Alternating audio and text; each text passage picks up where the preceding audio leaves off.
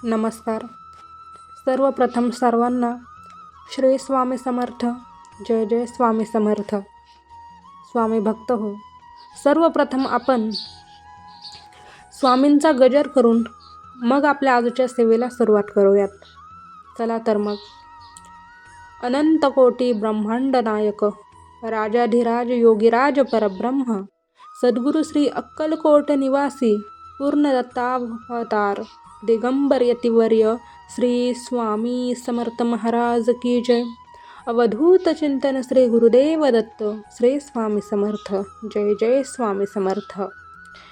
या अखंड ब्रह्मांडाचे चालक मालक आणि पालक म्हणजेच या अखंड ब्रह्मांडाचे नायक ब्रह्मांड नायक श्री स्वामी समर्थ महाराज यांना त्रिवार वंदन करून मी आजच्या आपल्या सेवेला सुरुवात करते. स्वामी भक्त हो. आपले महाराज हे दीनदयाळ भक्त वत्सल आहेत. स्वामी महाराज यांनी जर एकदा आपला हात धरला ना की ते कधीही सोडत नाही. आपण स्वामींना विसरू पण स्वामी आपल्याला कधीही विसरणार नाही, यात शंका नाही. होय स्वामी भक्तांनो, स्वामी महाराज हे कायम आपल्या भक्तांच्या सोबत असतात. फक्त निस्वार्थ भावनेने, निस्वार्थ आणि शुद्ध अंतकरणाने स्वामींची भक्ती करा. जेव्हा तुम्ही 2 पावले स्वामींकडे चालत जाताल तेव्हा स्वामी 4 पावले चालत तुमच्याकडे येतील, यात शंका नाही. श्री स्वामी समर्थ. बरेचसे ताई आणि दादा म्हणतात की आम्ही स्वामींची सेवा करतो, स्वामींची नित्यसेवा असेल ती करतो, नामस्मरणाची सेवा करतो, आम्ही स्वामींच्या बऱ्याचशा सेवा करतो पण काही फरक पडत नाही. म्हणजेच जे आमचं काम आहे ते काम होत नाही. किंवा नोकरीसाठी आम्ही सेवा केली होती स्वामींची पण नोकरी मनासारखी काही मिळत नाही आहे, काय करावं समजत नाही आहे. तर त्या ताई आणि दादांना माझं हेच सांगणं आहे, बघा स्वामी योग्य वेळी योग्य तेच देतात आणि स्वामी तेच देतात जे तुमच्या हिताचं असतं आणि तुमच्यासाठी योग्य असतं. त्यामुळे स्वामींवर श्रद्धा आणि विश्वास ठेवा आणि बघा संयम ठेवून राहा. स्वामींवर श्रद्धा आणि विश्वास ठेवा आणि तुमची सेवा, तुमचं कर्म चालत राहू द्या. फळाची अपेक्षा करू नका. स्वामी योग्य वेळ आले की जे काही देतील ते नक्कीच तुमच्या हिताचं असेल. त्याचबरोबर स्वामी इतकं देतील ज्याची तुम्ही कल्पनाही केली नसेल आणि ज्याचा तुम्ही विचारही केला नसेल. त्यामुळे स्वामींवर सर्व सोपा, स्वामींना अनन्य भावाने शरण जा.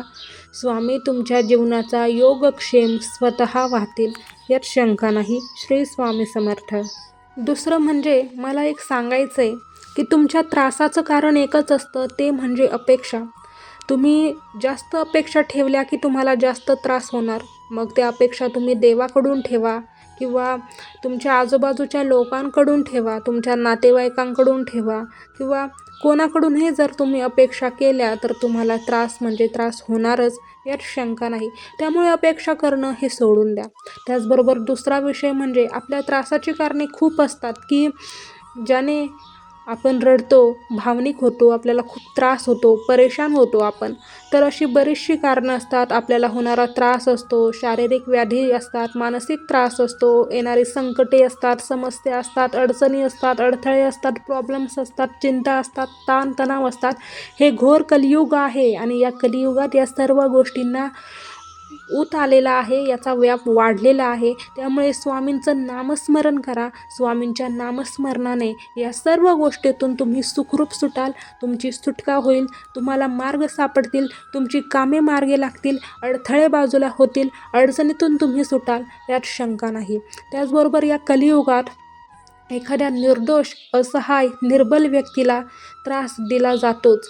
आपण पहा, एखादा असा व्यक्ती जो गरीब आहे परिस्थितीने आणि मनानेही, जो गरीब आहे त्याचा स्वभाव गरीब असतो, तो निर्बल असतो आणि त्यामुळे जे बाकीचे लोक आहेत ते त्या असहाय निर्बल व्यक्तीला त्रास देतातच देतात. जो आपल्याला विरोध करत नाही, जो आपल्या कोणत्याही गोष्टीला विरोध करू शकत नाही, आपल्यासोबत भांडू शकत नाही, जो निर्बल, असहाय, दीन आहे, अशा व्यक्तीला आजकाल लोक खूप म्हणजे खूप त्रास देतात. जो घाबरतो ना त्याला जास्त घाबरवलं जातं. हे सर्वप्रथम लक्षात ठेवा.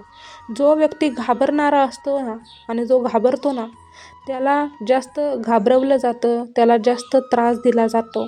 त्यामुळे आजच्या कलियुगात घाबरणे या गोष्टी सोडून द्या. कोणालाही घाबरू नका. जर तुम्ही खरे आहात, जर तुम्ही खरंच इमानदार आहात, समजूतदार आहात, तर कोणालाही घाबरू नका.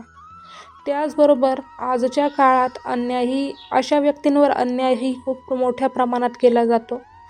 आणि एक गोष्ट मी सर्वांना प्रकर्षाने सांगेल की आपण कोणाला त्रास दिला नाही तर आपण कोणाकडून आपल्याला दिलेला त्रास सहनही करायचा नाही. जर आपण अन्याय करत नाही तर अन्याय सहनही करायचा नाही. कारण अन्याय करणाऱ्यापेक्षा अन्याय सहन करणारा मोठा गुन्हेगार असतो. त्यामुळे अन्याय सहनही करू नका. तुम्ही कोणावर अन्याय करत नाही आहेत तर तुमच्यावर केला गेला तर तुम्ही तो सहनही करू नका. त्याचबरोबर स्वामींच्या शिकवणीतून एक प्रकर्षाने जाणवतं की स्वामींना लहान मुले खूप आवडायची. आता पहा, लहान मुले म्हणजे ज्यांना कपटी कारस्थान, त्याचबरोबर ज्यांना राग, त्याचबरोबर ज्यांच्यामध्ये तिरस्कार, घृणा, हेवा, जळकी प्रवृत्ती या गोष्टी ज्यांना माहीतच नसतात, अशी निरागस मनमिळावू मुले, ती लहान मुले स्वामींना खूप आवडत. आणि खरंच लहान मुले म्हणजे देवाघरची फुले.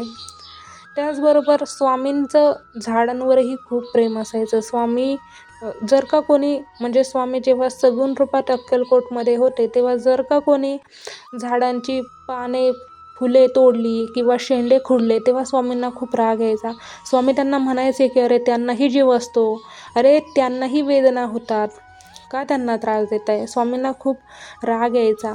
कारण स्वामी झाडांवर खूप प्रेम करायचे, स्वामी लहान मुलांवर खूप प्रेम करायचे. त्याचबरोबर स्वामी प्राणी पक्ष्यांवरही खूप प्रेम करायचे. पहा, विनाकारण पशुपक्ष्यांना अजिबात त्रास देत जाऊ नका. पशुपक्ष्यांना आजकाल खूप त्रास देतात, तर विनाकारण पशुपक्ष्यांना त्रास देत जाऊ नका. हे पहा, आपल्याला जर त्यांची मदत करता येत नसेल ना तर मदत करू नका. पण विनाकारण त्यांचा त्रास आणखी वाढू नका, आणखी जास्तीचा त्रास त्यांना देऊ नका. त्याचबरोबर आजच्या कलियुगात सांगायचं झालं तर कोणालाही त्रास देऊ नका. एखादा जर व्यक्ती तुमच्यापेक्षा गरीब असेल, कमजोर असेल, दुर्बल असेल, निर्बल असेल तर विनाकारण त्याला त्रास देऊ नका. तुम्हाला जर त्याची मदत करता आली तर मदत करा आणि नसेल जर करता येत तर करू नका. पण विनाकारण त्याचा त्रास आणखी वाढवू नका. त्याला जो त्रास होतोय ना तो आणखी वाढवू नका, आणखी त्यात भर पडू देऊ नका. त्याचबरोबर स्वामींची सेवा करताय त्यामुळे तुमचे सर्व गुन्हे माफ असं अजिबात नाही. हे पहा, जसं एखादं लेकरू चुकलं, बाळ चुकलं की त्याची आई त्याला शिक्षा करते, त्याप्रमाणे स्वामींची आपण सर्वजण लेकरे आहोत, बाळ आहोत. त्यामुळे आपल्याकडून जर काही चुका झाल्या तर स्वामी आपल्याला शिक्षा करणारच आहेत आणि करतातही, करतीलच, यात शंका नाही. कित्येक असे अनुभवही आहेत. त्यामुळे स्वामी समर्थ सेवेत जर तुम्ही आलेत, तुम्ही स्वामींचे सेवेकरी आहात तर कोणालाही उगाच विनाकारण त्रास देऊ नका, कोणाशी तुलना करू नका, कोणावर जळू नका, कोणाचा हेवा करू नका, कोणाचा मत्सर करू नका. कोणाची प्रगती झाली तर त्यांच्यावर जळू नका. हे पहा, ज्याच्या त्याच्या कष्टाचा परिणाम ते असतात. तुम्हीही त्यांच्यापेक्षा जास्त कष्ट करा. तुम्हाला जे हवं ते तुम्ही कष्टाच्या जोरावर मिळवा, पण कोणावर जळू नका.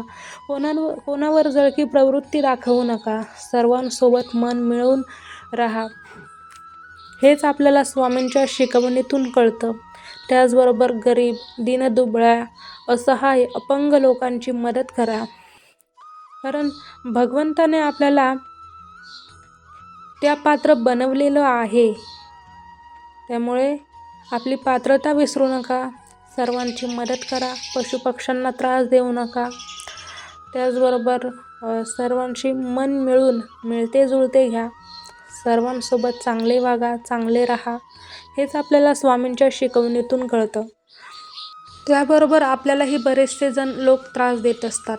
पण जे स्वामी भक्त इथे बसलेले आहेत, ऐकत आहेत, त्यांना मी हेच सांगू शकते की जर तुम्ही स्वामींचे सेवेकरी आहात, स्वामींचे भक्त आहात, स्वामी भक्त आहात, तर जो कोणी व्यक्ती तुम्हाला विनाकारण, तुम्ही निर्दोष आहात तरीही तुम्हाला त्रास देतोय, तर त्याचा न्याय स्वामी करणार, त्याला शिक्षा स्वामी करणार. तुम्ही गरीब आहात, तुम्ही समजूतदार आहात, प्रामाणिक आहात, इमानदार आहात, तुमची काहीही चूक नसताना विनाकारण जर कोणी तुमच्यावर अन्याय करतोय, विनाकारण जर तुम्हाला कोणी त्रास देतोय, तर त्याचा न्याय स्वतः स्वामी करतात. कारण जेव्हा तुम्हाला त्रास होतो ना, तेव्हा तुम्हाला होणारा त्रास पाहून स्वामींना त्यापेक्षा, म्हणजे जेवढा त्रास तुम्हाला होतोय त्यापेक्षा जास्त त्रास स्वामींना होतो. माझा भक्त खरा असून, सच्चा असून, प्रामाणिक असून, निर्दोष असून कोणी त्याला एवढा त्रास देते, तर स्वामींना तो त्रास, तुमच्यावर झालेला त्रास स्वामींना सहन होत नाही, तुमच्यावर झालेला अन्याय स्वामींना सहन होत नाही, आणि स्वामी स्वतः त्याचा निकाल लावतात, स्वामी स्वतः त्याला शिक्षा करतात, आणि स्वामी स्वतः न्याय करतात. हे विसरू नका. आणि जेव्हा स्वामी न्याय करतात ना, जेव्हा स्वामी न्याय करतात, तेव्हा तो न्याय कोणत्याही न्यायालयात केला जाऊ शकत नाही. तसा न्याय कोणत्याच न्यायालयात केला जाऊ शकत नाही, हे लक्षात ठेवा. म्हणून स्वामींवर विश्वास ठेवा. तुमचे कर्म चांगले असू द्या, तुमच्या कर्मावर, स्वतःवर विश्वास ठेवा, स्वामींवर श्रद्धा ठेवा, स्वामींवर विश्वास ठेवा. हे पहा, कर्म फिरून येतात. जे आपण दुसऱ्यांच्या बाबतीत करू ना, तेच आपल्या बाबतीत घडतं. आता पहा, एखाद्या शेतामध्ये जर ज्वारी पेरली तर ज्वारीच उगवणार आहे, गहू तर नाही उगवणार. त्याप्रमाणे आपण जसे कर्म करू, जसे दुसऱ्यांसोबत वागू, तसंच आपल्यासोबत घडणार. आपले तेच कर्म परत रिटर्न फिरून आपल्याकडे येणार. त्यामुळे कर्माचा फेरा हा जशी पृथ्वी फिरत असते, त्याप्रमाणे कर्म फिरत असतात. ते कधी ना कधी, जसं आपण समोरच्यासोबत वागलोय, जसं आपण समोरच्याला ट्रीट केलंय, तसं आपल्यासोबतही तसंच घडणार आहे. ठीक आहे, आपल्यासोबतही कोणीतरी तसं वागणार आहे. त्यामुळे जो त्रास आपण समोरच्याला देऊ, तोच त्रास कधीतरी फिरून आपल्यालाही होणार आहे, आपल्यालाही कोणीतरी देणार आहे, हे लक्षात ठेवा. त्यामुळे कधीच कोणासोबत वाईट वागू नका. त्याचबरोबर कर्माचा फेरा आहे, कधीतरी फिरून आपल्याकडे येणारच आहे. त्यामुळे कर्म चांगले राहू द्या, चांगले कराल तर चांगलेच तुमच्याकडे फिरून येईल, चांगलं पेराल तर चांगलेच उगवेल, यात शंका नाही. आणि स्वामी सेवेत आहात तर नामस्मरणाला जोर द्या. मी कायम सांगते की नामस्मरण करत राहा, कारण नामस्मरणाने काय होतं की तुमच्या विचारांवर नियंत्रण राहतं, चांगले विचार तुमच्या मनात येतात, वाईट विचारांची किळस तुम्हाला नामस्मरणाने येते. जर तुमचं नामस्मरण जास्तीत जास्त रोजच्या रोज दुपटीने तिपटीने वाढत राहिलं ना, तर तुम्हाला वाईट विचारांची, वाईट गोष्टींची अक्षरशः किळस येते, हे लक्षात ठेवा. आणि हा अनुभव स्वामी भक्तांना आलेलाच आहे, यात शंका नाही. जे स्वामी भक्त रोजच्या रोज नामस्मरण करतात, त्याचबरोबर आज एवढं आहे तर उद्या त्यापेक्षा जास्त, परवा त्यापेक्षा जास्त, असं रोजच्या रोज ते नामस्मरण वाढवत जातात, तर त्यांना तुम्ही विचारा, ते सांगतील की त्यांना अक्षरशः वाईट विचारांची, वाईट गोष्टींची अक्षरशः किळस येते, आणि त्यांच्या विचारांवर नियंत्रण राहते. त्यांचे जे मन आहे ते एकाग्र राहतं, त्यांच्या मनात कायम पॉझिटिव्ह विचार्स राहतात. त्याचबरोबर त्या व्यक्तीच्या आजूबाजूला एक कायम पॉझिटिव्ह ऑरा असतो, एनर्जी असते, ऊर्जा असते, आणि पॉझिटिव्ह वाईब्स त्या व्यक्तीच्या सभोवताली आपल्याला जाणवतात. अशी त्या व्यक्तीची खासियत असते. एवढी ताकद नामस्मरणात आहे. म्हणून नामस्मरण हे तुम्ही कायम केले पाहिजे. श्रद्धा, विश्वास स्वामींवरती ठेवा. कर्म तुमचे चांगले राहू द्या. कर्माचा फेरा हा अगाध असतो, कधीतरी तो नक्की फिरून येतो. कर्मा इज रिटर्न. म्हणून कर्म चांगले असू द्या. त्याचबरोबर पहा स्वामी भक्तांनो, काही व्यक्ती असं म्हणतात की आम्ही एवढं स्वामींचं करतो, स्वामींचं नामस्मरण करतो, स्वामींची तारक मंत्राची सेवा करतो, नित्यसेवा करतो, स्वामींना एवढं मानतो, एवढा स्वामींवर विश्वास ठेवतो, श्रद्धा ठेवतो, तरीही आमच्या आयुष्यात दुःख का, संकट का, तरीही आमच्या आयुष्यात एवढा त्रास आम्हाला का होतोय, असा प्रश्न बरेचसे व्यक्ती करतात. तर त्यांना मी एकच सांगू शकते, बघा, हा प्रारब्धाचा योग आहे. स्वामी सेवा करूनही जर तुमच्या आयुष्यात एवढे प्रॉब्लेम्स, संकटे आहेत, एवढा त्रास तुम्हाला होतोय, तर बघा ते प्रारब्ध आहे. आणि कोण म्हटलं की तुमचे प्रारब्ध स्वामी टाळतात किंवा जे तुमचे भोग आहे ते भोग स्वामी टाळतात? नाही, तुमचे भोग हे तुम्हाला भोगूनच संपवावे लागणार आहेत. आपलं प्रारब्ध म्हणजेच आपला मागच्या जन्मीचा हिशोब, मागच्या जन्मी जे काही कर्म आपण केलेले आहेत ते कर्म या जन्मी प्रारब्धाच्या रूपात आपल्याला भोगायला येतात. आणि ते भोग असतात जे भोगूनच संपवावे लागतात, ते टाळता येत नाही. फक्त एवढं होतं की त्या भोगाची जी तीव्रता असते ना, म्हणजेच आता उदाहरण द्यायचं झालं तुम्हाला समजेल अशा भाषेत, म्हणजेच थोडक्यात सांगायचं झालं तर मागच्या जन्मी जर एखादी वाईट गोष्ट तुमच्या हातून घडलेली आहे, तर यावर्षी ती प्रारब्धाच्या रूपात भोग म्हणून तुम्हाला भोगायला येणार. तर त्याचा त्रास हा खूप जास्त असतो. म्हणजेच आता पहा की ते म्हणजेच की उन्हाचे चटके असतात ते. पण जेव्हा तुम्ही स्वामी सेवेत असता, स्वामींची सेवा करत असता, तर कुठेतरी ते जे भोग असतात त्या भोगाची उन्हाचे तीव्र झटके जे असतात, तर ते स्वामींच्या सेवेमुळे कुठेतरी उन्हाचे झटके ते कमी होतात आणि उन्हाचे चटके बसण्याऐवजी फक्त उन्हाच्या झळा आपल्याला लागतात. आणि त्यामुळे स्वामी कुठेतरी आपल्या भोगाची तीव्रता ही कमी करत असतात जेव्हा आपण स्वामी सेवेत असतो. आणि कर्म हे प्रारब्धाच्या रूपात ह्या जन्मी आपल्याला भोगायला येतात, तर आपले भोग आपल्याला संपवावे लागतात. फक्त स्वामी हातावर जाण्याऐवजी बोटावर निभावतात, एवढं होतं. आणि स्वामी सेवेत असल्यामुळे ते भोग कुठेतरी उन्हाचे चटके आपल्याला बसणार असतात त्या भोगाच्या रूपाने.